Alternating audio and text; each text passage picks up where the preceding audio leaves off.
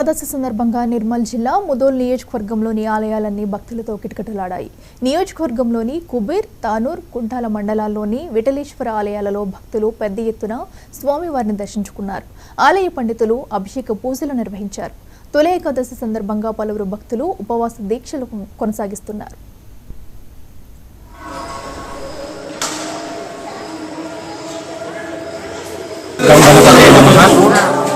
ఈ యొక్క కుబేర్ గ్రామంలో గల విఠలేశ్వర ఆలయంలో ప్రతి సంవత్సరం లాగానే ఈ సంవత్సరం కూడా ఈ యొక్క తొలి ఏకాదశి అనగా శయన ఏకాదశి రోజు స్వామివారికి ముందుగా ఈరోజు గణపతి పూజ, ఆ తర్వాత స్వామివారికి విశేష అభిషేకము, ఆ తర్వాత హారతి నిర్వహించబడుతుంది.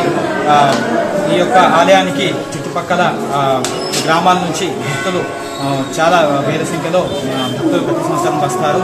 అదే ద్వాదశి అనగా రేపు ఇక్కడ విశేష అన్నదాన కార్యక్రమం నిర్వహించబడుతుంది. ఈ కార్యక్రమంలో భాగంగా భక్తులంతా కూడా చుట్టుపక్కల గ్రామాల్లో ఉన్న భక్తులంతా కూడా ఇక్కడికి రావడం జరుగుతుంది. ఇక్కడ ఈ యొక్క కుబేర్ క్షేత్రాన్ని రెండో పండుపురంగా మనం చెప్పడం జరుగుతుంది.